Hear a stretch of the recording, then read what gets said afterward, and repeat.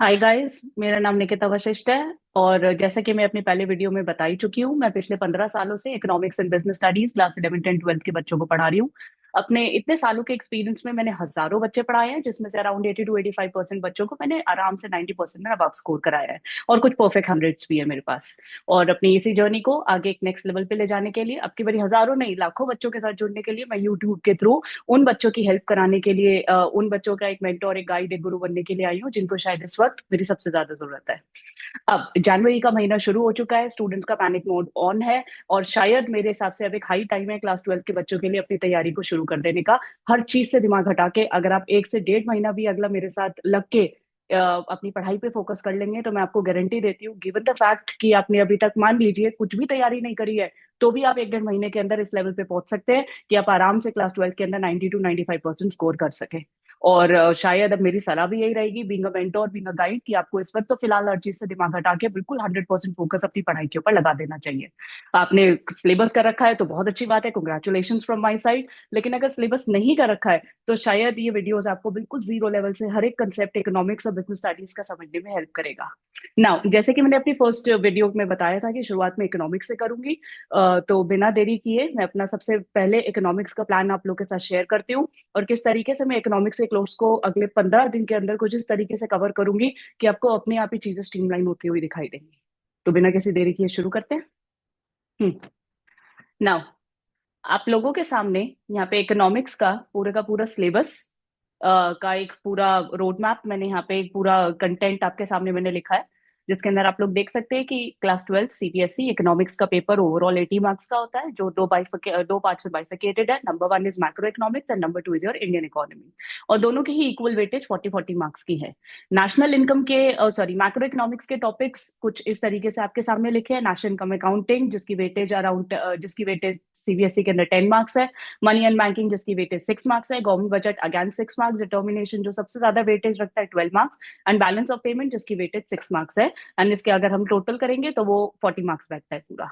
अब समझदारी इस वक्त मेरे हिसाब से यही कहती है कि given the timeline that we have with us, शुरुआत हमको मैक्रो के सबसे मुश्किल और सबसे इंपॉर्टेंट टॉपिक के साथ शुरू करनी चाहिए, that is determination of aggregate income, employment and output. सबसे पहले सबसे ज्यादा वेटेज कवर कर लेंगे तो मुझे लगता है 50 to 60% टेस्ट तो बच्चे का यही खत्म हो जाता है। एक बार 12 और 10 मार्क्स की वेटेज हमने कवर कर ली, तो आपको पता भी नहीं चलेगा कभी ये छोटे छोटे money and banking, budget, BOP, 6 6 marks के टॉपिक्स आपके 2 से 3 सेशंस के अंदर मेरे साथ खत्म हो जाएंगे। राइट। तो जैसा कि एक बारी मैं फिर से आप लोग को ये बताती हूँ कि मैं मैक्रो इकोनॉमिक्स के अंदर सबसे पहले अपनी शुरुआत determination of aggregate income, employment and output सबसे ज्यादा वेटेज वाले यूनिट के साथ करूंगी। राइट। चलिए, अब शुरुआत करते हैं। अब जैसा कि यूनिट का नाम बता रहा है, determination of aggregate income and employment, अब अगर मैं इस यूनिट का इतना भारी नाम, इसके इतने भारी भारी टर्म्स एकदम से आपके सामने बोलना शुरू कर दूंगी, सी, बी, वाई, एम, पी, सी, एम, पी, एस, आधे से ज्यादा बच्चों को समझ में नहीं आएगा। और जिनको समझ में आता है, उनके रिविजन के अंदर शायद उस तरीके से मैं मदद नहीं कर पाऊंगी। तो अब आराम से, शांति से, आप जो भी कर रहे हैं उधर से अपना दिमाग हटा के एकदम ध्यान से थोड़ी देर मेरे साथ इस टॉपिक को बिल्कुल जीरो लेवल से समझने पे फोकस कीजिए। जहां पे मैं ये टॉपिक आपको बड़े बड़े कंसेप्ट के साथ नहीं, एक छोटी सी कहानी के साथ शुरुआत कराऊंगी। ये कहानी जाती है बैक टू 1929, उससे पहले और उसके बाद के टाइम पीरियड के बारे में। अब 1929 से पहले दुनिया कैसे चलती थी, हम लोग इसकी बात करेंगे। एंड 1929 के बाद के अंदर ऐसा क्या हुआ कि उसके बाद से दुनिया का थॉट प्रोसेस ही बदल गया, इकोनॉमीज कैसे चलेंगी, कैसे रन होंगी, दुनिया का पॉइंट ऑफ व्यू ही बदल गया इसको लेके। तो 1929 एक बहुत बड़ा ब्रेक थ्रू ईयर है। एंड क्यों है ये भी आपको स्टोरी सुनते सुनते अपने आप ही समझ में आ जाएगा पूरा। तो स्टार्ट करते हैं स्टोरी की। 1929 से पहले डेविड रिकार्डो, जैसे कि मैंने इधर मेंशन किया है, David Ricardo and Adam Smith नाम के दो बहुत बड़े इकोनॉमिस्ट थे। बहुत बड़े इकोनॉमिस्ट, जिनकी, अब कोई इकोनॉमिस्ट कौन होते हैं आपको पता है, बहुत पढ़े लिखे लोग होते हैं जिनकी बातों के ऊपर दुनिया चलती है। राइट। जैसे हमारे लेट श्री डॉक्टर मनमोहन सिंह बहुत बड़े इकोनॉमिस्ट थे। राइट। तो David Ricardo and Adam Smith 1929 से पहले इकोनॉमिस्ट थे, जिनकी अपनी खुद की एक थियोरी थी दुनिया के अंदर देश इकोनॉमीज कैसे रन करेंगी उसको लेके, जिसका नाम उन्होंने क्लासिकल स्कूल ऑफ थॉट रखा था।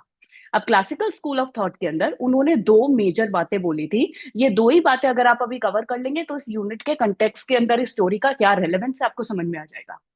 अब उन्होंने वो दो बातें क्या बोली थी।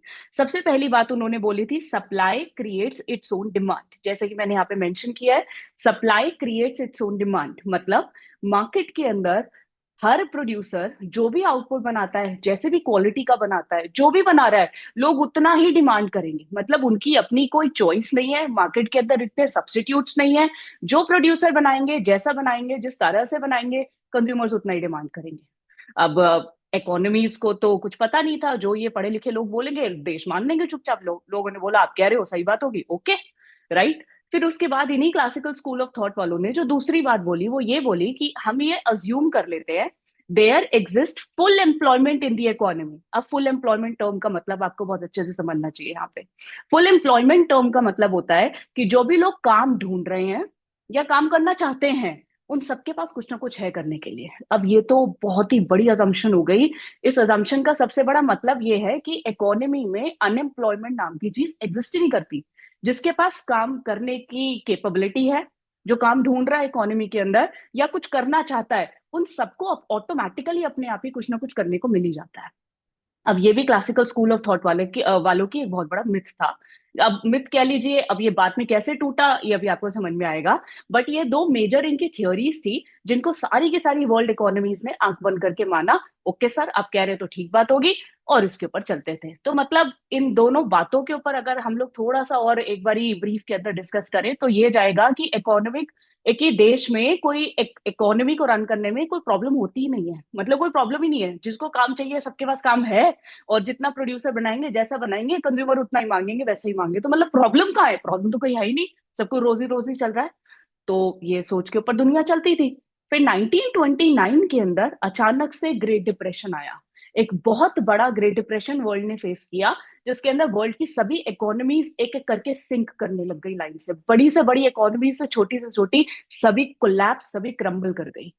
और उस टाइम में दुनिया के अंदर जो देश थे सारे के सारे वो इनकी बातें मानते थे। वो डेविड रिकार्डो, एडम स्मिथ वगैरह क्लासिकल स्कूल ऑफ थ्योरी के जो इकोनॉमिस्ट थे उनके पास गए और उनसे पूछा कि ये हो क्या रहा है। आपने तो जैसा जैसा बोला हमने वही फॉलो किया। अब अचानक से मार्केट के अंदर डिमांड नहीं है, एंड जी अनएम्प्लॉयमेंट बहुत ज्यादा हो गई है, देश के अंदर पैसा नहीं है, जीडीपी गिर रहे हैं, देश खत्म हो रहे हैं, ऐसा क्या हो रहा है? और उस स्टॉक मार्केट क्रैश कर रही है पूरी पूरी। एंड उस टाइम में इनके पास कोई जवाब नहीं था। तो 1929 एक बहुत बड़ा तमाचा था क्लासिकल स्कूल ऑफ थॉट के मुंह पे, जिसका कोई तोड़ वो लोग नहीं दे पाए थे। एंड इकोनॉमी जबरदस्त डिप्रेशन के अंदर जाए चली जा रही थी। तो उस टाइम के अंदर जे एम केन्स, जो मैंने इधर नाम मेंशन किया है, जॉन माइनार्ड केन्स, एक उभरता सितारा निकल के आया, जो कि आज की डेट के अंदर फादर ऑफ मैक्रो इकोनॉमिक्स कहलाता है। तो मतलब ये जो मैक्रो इकोनॉमिक्स की किताबें है, ये जो ओवरऑल मैक्रो इकोनॉमिक्स की पढ़ाई है, इसका इजाद ही जेएम केन्स ने किया था, राइट। तो जॉन माइनार्ड केन्स ने फिर क्लासिकल स्कूल ऑफ थॉट के ऊपर एक अपना स्कूल ऑफ थॉट बनाया, जिसका नाम केंजियन स्कूल ऑफ थॉट रखा गया, राइट। तो केंजियन स्कूल ऑफ थॉट के अंदर जेएम केन्स ने बोला कि इकोनॉमीज को वापस से रिवाइव कराने के लिए मैं मदद करा सकता हूं, अगर तुम लोग मेरी बातें मानने के लिए रेडी हो तो। अब लोगों ने बोला ठीक है, आपकी भी बात मान के देखते हैं, क्योंकि अभी तो हमें कुछ समझ में नहीं आ रहा, करे क्या, कोई कुछ बोल रहा है तो सुन लेते हैं एक बार, सुनने में क्या जा रहा है। तब जेएम केन्स ने एक बात बोली कि सबसे पहली बात तो एडम स्मिथ और डेविड रिकार्डो की सबसे पहली theory, supply creates its own demand, इसको मैं खारिज करता हूं। अब वो समय नहीं है, अब वो दुनिया नहीं बची है जिनको तुम कुछ भी बेच दोगे, प्रोड्यूसर कुछ भी बनाएंगे, आंख बंद करके कंज्यूमर्स वही मांगेंगे, उतना ही मांगेंगे, वैसा ही मांगेंगे, और कुछ नहीं बोलेंगे बदले में। तो उन्होंने बोला कि फिर करे क्या, आपने तो उनकी थ्योरी को गलत बोला। तो जेएम केन्स ने बोला कि rather than assuming supply creates demand, we should go for demand create supply. लोग जो चाहते हैं, जैसा चाहते हैं वैसा बनाओगे तो मार्केट के अंदर बिकेगा, तब मार्केट के अंदर डिमांड सप्लाई इक्वेट करेगा। वरना तो ऐसे ही आप बनाते चले जाओगे, ना तो कभी बिकेगा, क्योंकि अब कंज्यूमर्स का माइंडसेट बदल चुका है, आप उनको कुछ भी नहीं बेच सकते। ऐसे तो देश रिवाइव नहीं करेंगे, आपकी इकोनॉमी में डिमांड आएगी ही नहीं। तो लोगों ने बोला भाई बात तो ठीक कह रहे हैं, एक्चुअली के अंदर ये हो रहा है कि हम अब जो बना रहे हैं वो बिक नहीं रहा, एंड इस बड़ी प्रॉब्लम को आइडेंटिफाई करने की इस वक्त बहुत ज्यादा जरूरत थी। तो जेएम केन्स की बात को लोगों ने माना, एंड उनकी थ्योरी की सबसे पहली बात को अप्रूव किया, yes, demands create supply rather than supply creates demand. अब जो बच्चे मार्केटिंग या बिजनेस स्टडीज पढ़ते हैं उनको ये बात पता होगी, एक बहुत बड़ी टैगलाइन बोली जाती है हमारे कॉमर्स की भाषा में, कंज्यूमर इज द किंग। तो कंज्यूमर इज द किंग निकल के ही कहां से आया, जिसका थॉट प्रोसेस ही ये है डिमांड जो है उसके हिसाब से बनाओगे तो ही मार्केट चलेगा, तो ही आप जो मार्केट में बेच पाओगे, तो ही आप बिजनेस कर पाओगे, तो ही धंधे चलेंगे, वरना तो लॉस के अंदर बैठे रहोगे। अपने कंज्यूमर को पढ़ो, जानो, समझो। डन। दूसरा उन्होंने बोला कि इनकी ये जो दूसरी अजम्पशन है, there exist a full employment in the economy, मुझे तो इसका भी ना रेलेवेंस समझ में नहीं आया कि आप ये अपने आप से अज्यूम कर रहे हो कि एक इकोनॉमी के अंदर जो भी वॉलंटरीली काम करना चाहते हैं, एबल है, उन सबके पास काम है। अगेन ये एक बहुत ही बड़ा मिथ है जिसको कि तोड़ना चाहिए। एंड उन्होंने बोला we can not automatically assume a situation of full employment in the economy. मतलब जो काम ढूंढ रहे हैं सबके पास काम है, तो भैया ये तो देश के लिए ऐसी बात है, सबके पास नौकरियां है तो मतलब सबके पास पैसा है, सबके पास पैसा है तो मतलब सबके पास डिमांड करने के लिए, गुड्स एंड सर्विसेज करने के लिए, आई मीन डिमांड करने के लिए डिस्पोजेबल इनकम है। और अगर सबके पास डिस्पोज करने के लिए पैसा है तो मतलब गरीबी एग्जिस्ट नहीं करती, गरीबी एग्जिस्ट नहीं करती तो नेताओं की तो आधी से ज्यादा प्रॉब्लम ही खत्म। सबसे बड़ी दिक्कत ही बेरोजगारी और गरीबी है। और अगर तुमने इन्हीं दोनों को ही मान लिया कि जी सबके पास सब कुछ बढ़िया है, सब कुछ बढ़िया चल रहा है, तो फिर तो देश की प्रॉब्लम ही सब खत्म हो गई। फिर तो पॉलिटिकल पार्टीज और वगैरह को चुनेगा ही क्यों देश? चुनेगा ही नहीं, एक्सेप्ट ही नहीं करेगा, उनको सिरे से खारिज कर देगा कि हमें तुम्हारी ना जरूरत ही नहीं है। तो उसने बोला कि ये दूसरा मिथ है बहुत बड़ा कि एक इकोनॉमी हमेशा फुल एम्प्लॉयमेंट पे ही इक्वेट करेगी, एग्जिस्ट करेगी। नहीं, इक्वेट क्या करेगा ये टर्म को भी जाने दो, मैं आगे जब डिटेल में पढ़ाऊंगी तो और समझ में आएगा। बस इतना बोलिए कि हम लोग ऑटोमेटिकली इतनी बड़ी असम्पशन नहीं मान सकते कि जो काम ढूंढ रहे हैं सबके पास काम है। तो उन्होंने बोला कि भैया आज तक हम लोग एक सपने की दुनिया में जी रहे थे जिसको जेएम केन्स ने आके तोड़ दिया। अपनी केंजियन थ्योरी के अंदर इसने साफ साफ कह दिया ना तो हम जो बनाएंगे वो अपने आप बिकेगा, ना ही हम ये अज्यूम कर सकते हैं कि सबके पास ही अपने आप काम है। तो दुनिया ने बोला अगर आपने भैया क्लासिकल स्कूल ऑफ थॉट की सभी बातों को गलत बोल दिया है तो सोल्यूशन आप ही दो। अब क्या करें इस केस के अंदर, इकोनॉमी कैसे रिवाइव करे, क्या प्रॉब्लम, इसका सोल्यूशन क्या है अल्टीमेटली? तो इन दोनों प्रॉब्लम्स को फाइनली सॉल्व करने के लिए जेएम केन्स ने एक अपनी थ्योरी बनाई जिसको कि अभी मैं आपको बता रही हूँ। तो मतलब अल्टीमेटली टारगेट ये था how to achieve stability in an economy. अगर सब कुछ गलत ही हो गया है तो वापस से स्टेबिलिटी एक इकोनॉमी में, एक नेशन में कैसे लाए। तो उन्होंने बोला जेएम केन्स ने, यार इतना लोड क्यों डाल रहे हो दिमाग पे? लोड डालने की जरूरत नहीं है।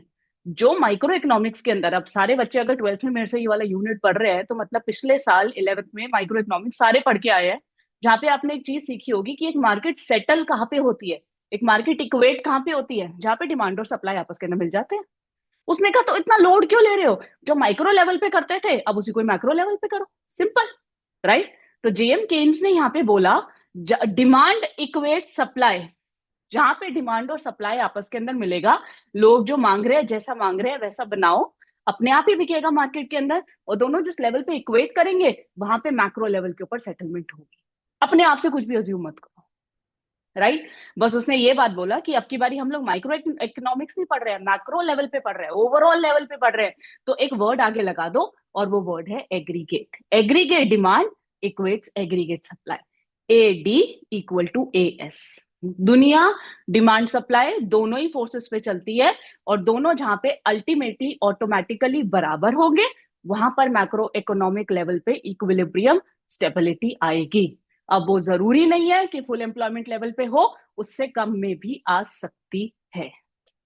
तो मतलब आपको इस स्टोरी के थ्रू ये थ्योरी समझ में आई होगी कि father of macro economics number 1 JM Keynes कहलाया, जॉन माइनर्ड केन्स।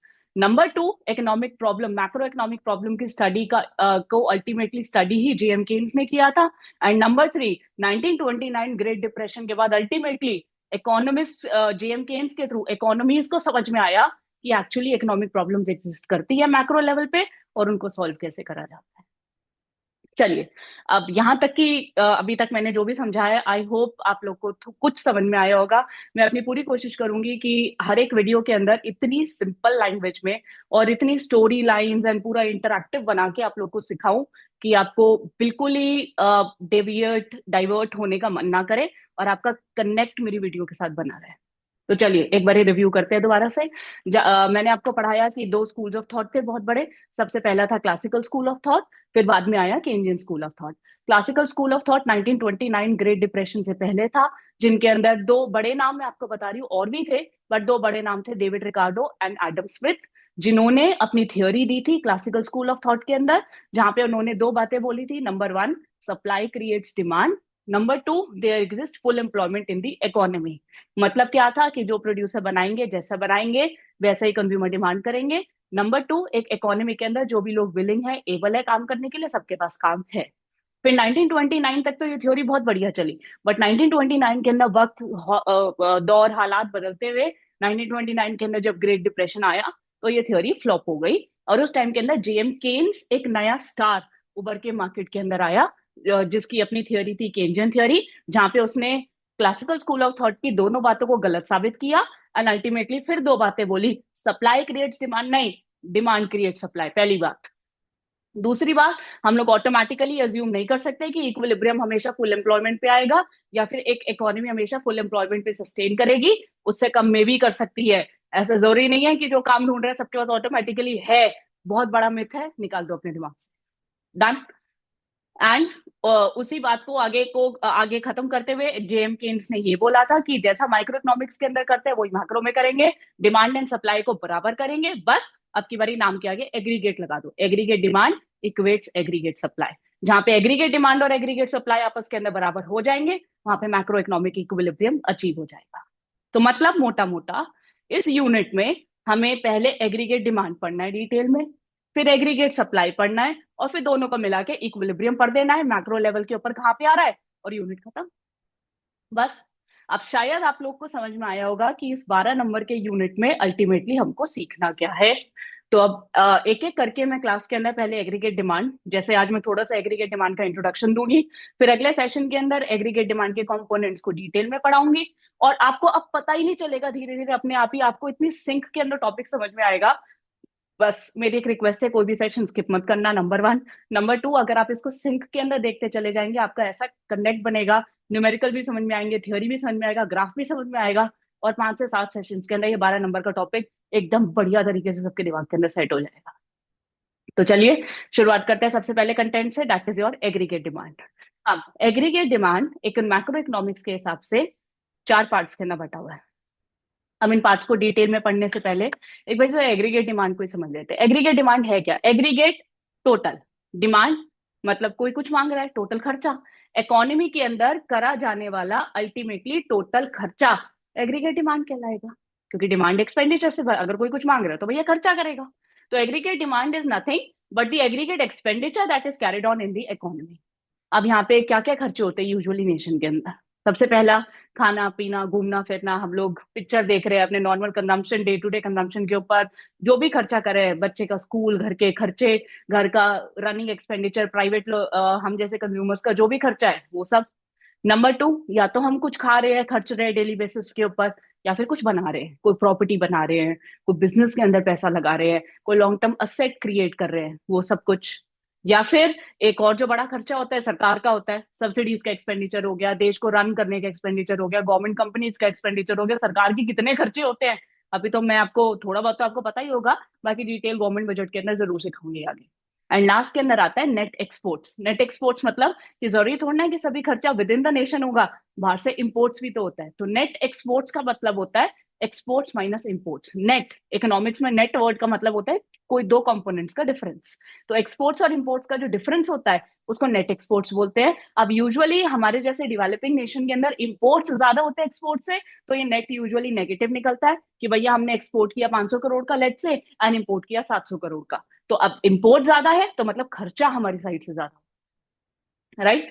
तो एग्रीगेट डिमांड के, जैसा कि मैंने आपको बताया, ये 4 कंपोनेंट्स होते हैं। इसके अलावा तुम जी घोड़े की रेस में पैसा लगा रहे हो, स्मगलिंग वगैरह का खर्चा, और जी ये एक्स वाई जी फालतू के खर्चे जो मैं अभी कुछ नाम ले रही हूँ कुछ नाम नहीं ले रही हूँ आपके सामने, ऑब्वियसली वो सभी इकोनॉमिक्स के अंदर कंसिडर नहीं होते हैं, होते हैं कंसिडर नहीं होते किताबों के हिसाब से। तो एग्रीगेट डिमांड के 4 मेजर कंपोनेंट्स बने मोटा मोटा मैक्रो इकोनॉमिक्स के अंदर। नंबर वन इज सी, जैसे कि मैंने आपको बताया, जिसको कि हम लोग कंजम्पशन एक्सपेंडिचर बोलते हैं। सी इज योर कंजम्पशन एक्सपेंडिचर। अगर राइटिंग पसंद नहीं आ रही है तो सॉरी, थोड़ा सा एडजस्ट कर लीजिए। And number two is your investment. Number two is your I, जो मैंने आपको बोला कुछ बड़ा बनाने का खर्चा, कुछ long term create asset create करने का खर्चा, ये आई होता है, जिसको कि हम लोग इन्वेस्टमेंट एक्सपेंडिचर बोलते हैं, सॉरी, जिसको कि हम लोग इन्वेस्टमेंट एक्सपेंडिचर बोलते हैं। नेक्स्ट आता है जी, जिसको कि हम लोग गवर्नमेंट एक्सपेंडिचर बोलते हैं, गवर्नमेंट के डे टू डे खर्चे। एंड लास्ट के अंदर आता है एनएक्स, जो कि मैंने आपको बताया, जिसको नेट एक्सपोर्ट्स बोला जाता है, which is your exports minus imports. अब एक्सपोर्ट्स को मैक्रो इकोनॉमिक्स में एक्स से शो करते हैं एंड इम्पोर्ट्स को कैपिटल एम से शो करते हैं। इन दोनों का जो डिफरेंस होता है उसको नेट एक्सपोर्ट्स बोलते हैं, राइट। तो एग्रीगेट डिमांड के अभी फिर से बोल लेते हैं, चार मेजर कंपोनेंट्स होते हैं, C plus I plus G plus के अंदर NX. C is the consumption expenditure, daily का खर्चा कंजम्पशन का। Second is your I, investment expenditure, कुछ बनाने का खर्चा, बिजनेस के अंदर इन्वेस्ट किया वगैरह सब कुछ। G is government expenditure, government के expenses. And NX is your net exports, where it is representing the import, excess of import expenditure being carried on by the nation, right?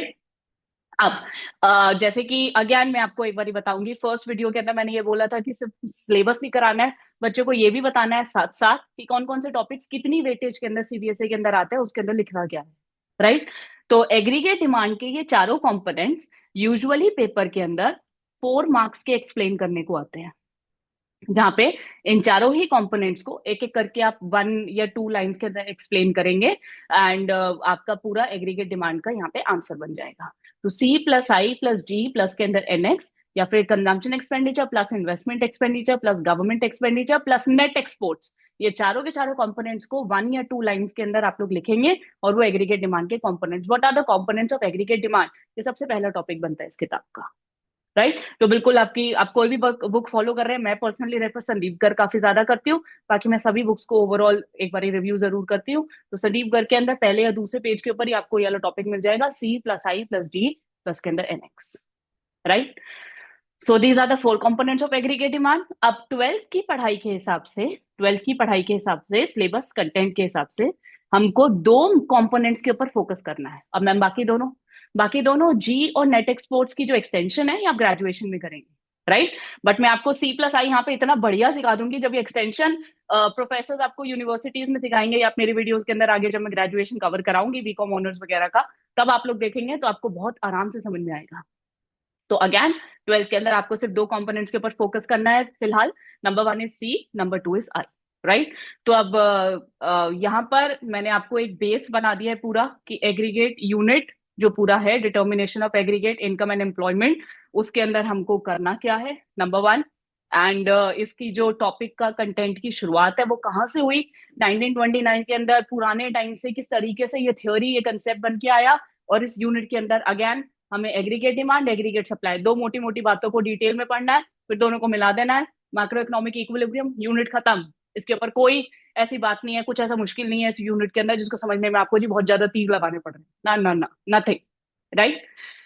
I hope आपको यहाँ तक का concept समझ में आया। अब अपनी अगले वीडियो के अंदर बहुत जल्द आप लोग से मिलती हूँ, जहाँ पे मैं अपना पहला कंपोनेंट, एग्रीगेट डिमांड का फर्स्ट कंपोनेंट, आप खुद ही बता सकते हैं बट एक बार मैं बोल देती हूँ, सी, कंजम्पशन एक्सपेंडिचर को डिटेल में कवर करूंगी। मिलती हूँ आपसे अगली वीडियो में, तब तक के लिए नमस्ते। देखते रहिए, सीखते रहिए, स्कोर करते रहिए।